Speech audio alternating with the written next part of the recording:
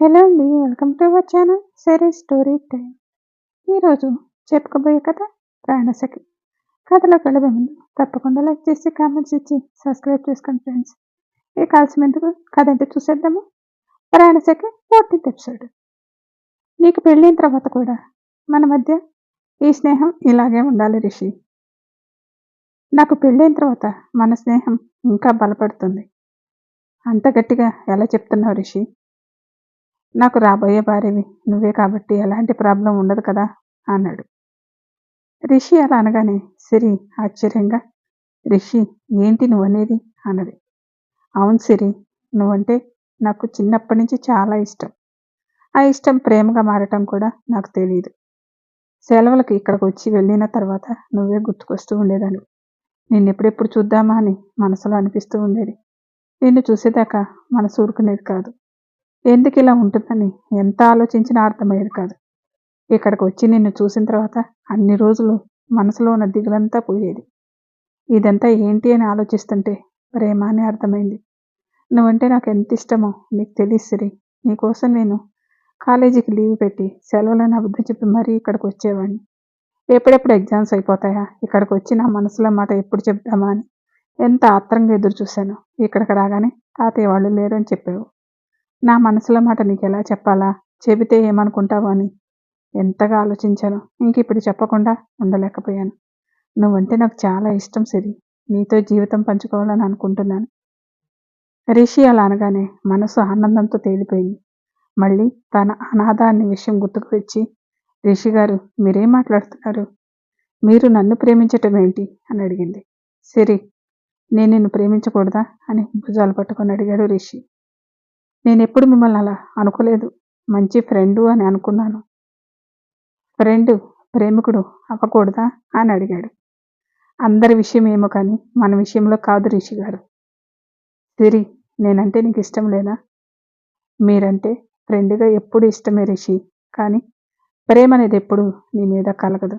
సిరి అలా అనగానే సిరి ఎదురుగా నిలబడి, నువ్వు అబద్ధం చెప్తున్నావు. నీ కళ్ళల్లో నా మీద ప్రేమను నేను చూశాను అని చెప్పాడు.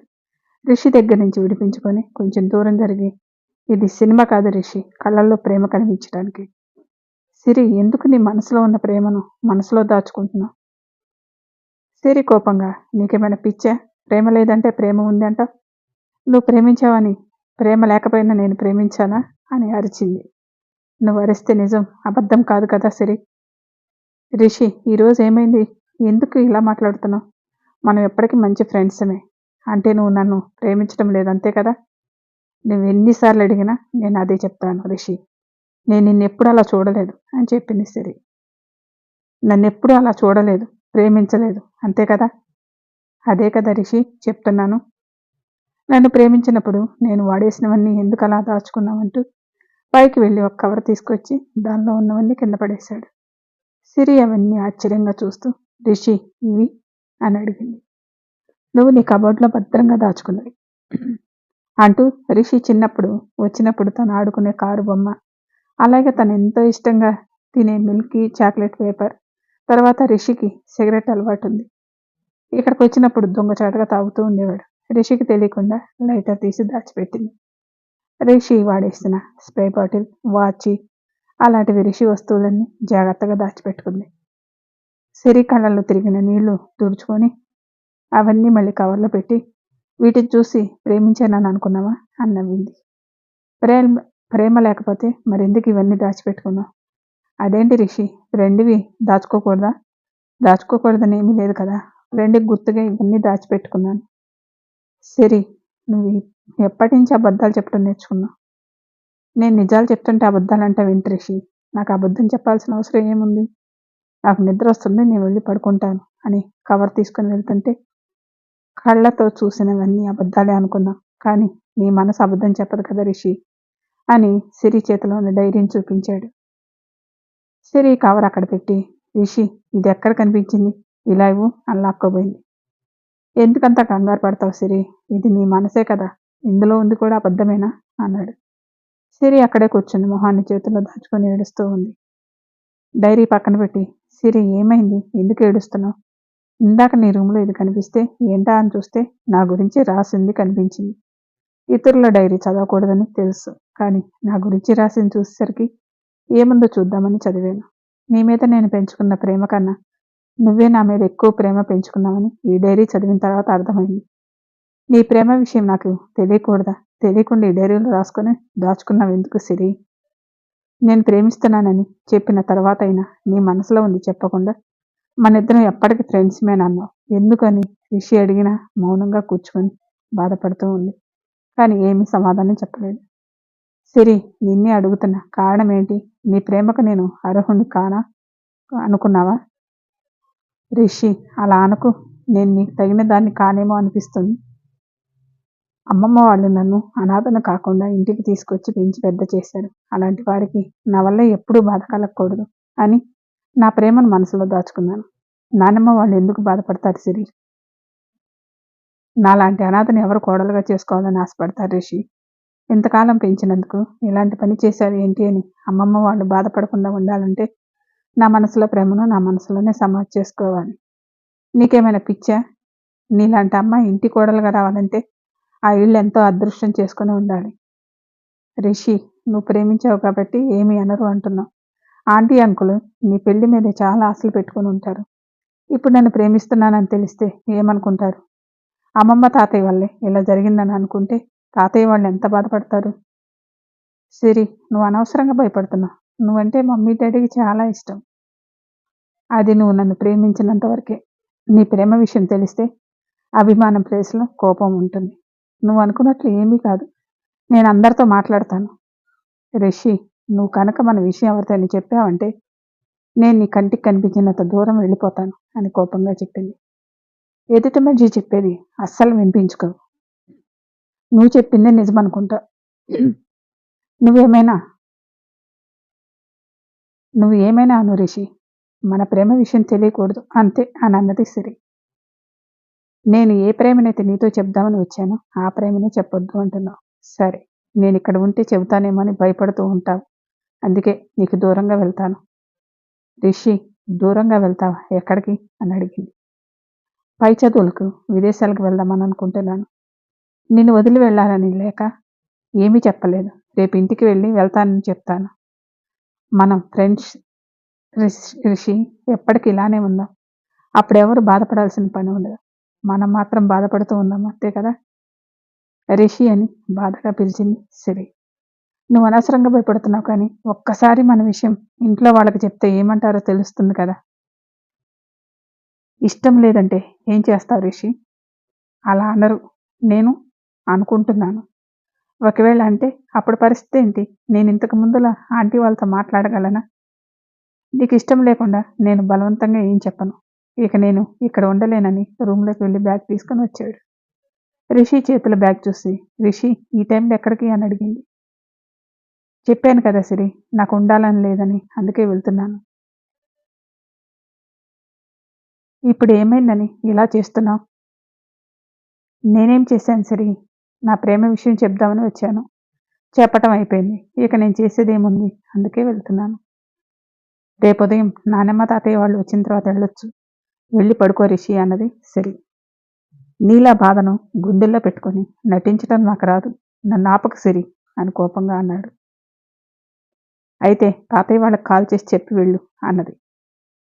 నేను ఇంటికి వెళ్ళి కాల్ చేస్తాను అని బ్యాగ్ తీసుకొని బయటకు వెళ్ళాడు రిషి. రిషి అలా వెళ్తుంటే సిరికి బాధ వేస్తుంది. కానీ మనసులో ఉన్న భయం వల్ల ఆపలేకపోయింది. సిరి వచ్చి వద్దు ఉండు రిషి అని అంటుందని అనుకున్నాడు. గుమ్మంలో నిలబడి చూస్తూ ఉంది, కానీ రాలేదు సిరి.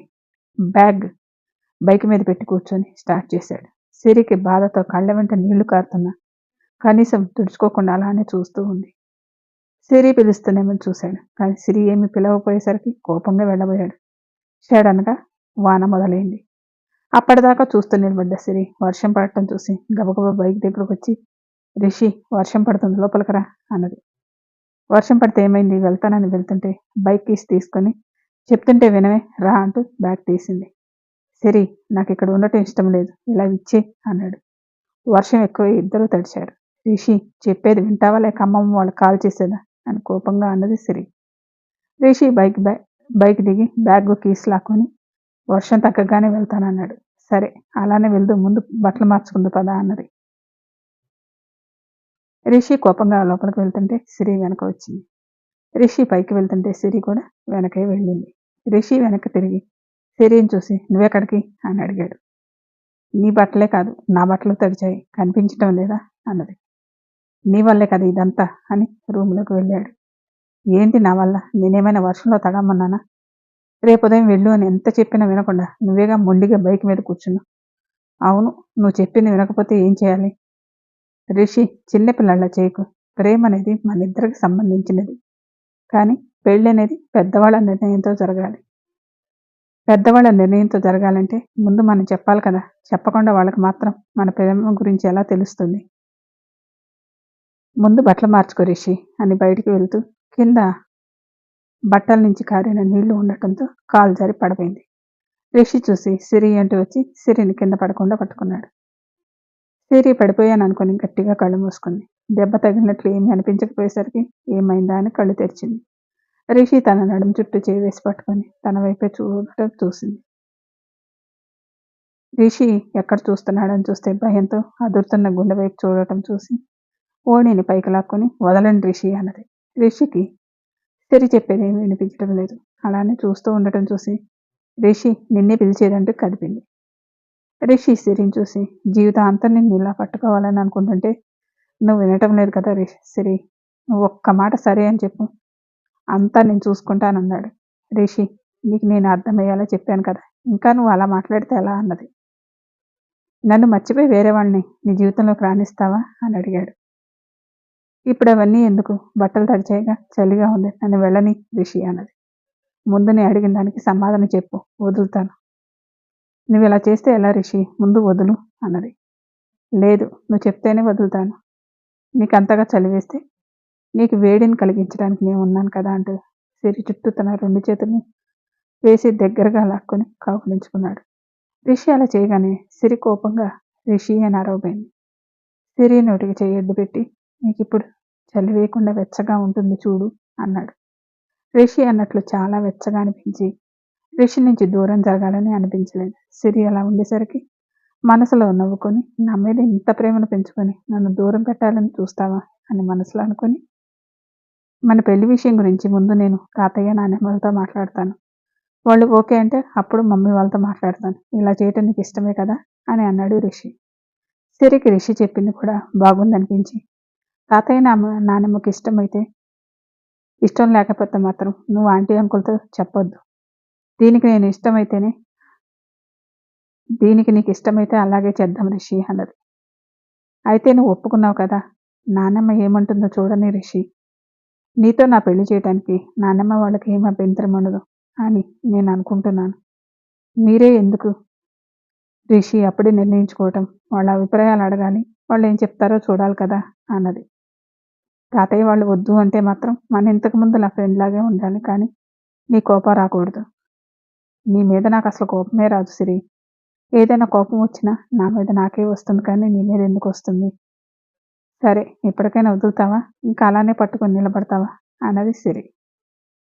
నిన్ను అస్సలు వదలాలనే లేదు సిరి అంటూ ఇంకా ముందుకి లాక్కున్నాడు రిషి. స్టోరీ కంటిన్యూ మళ్ళీ నెక్స్ట్ ఎపిసోడ్లో కలుసుకుందాం. Thank you.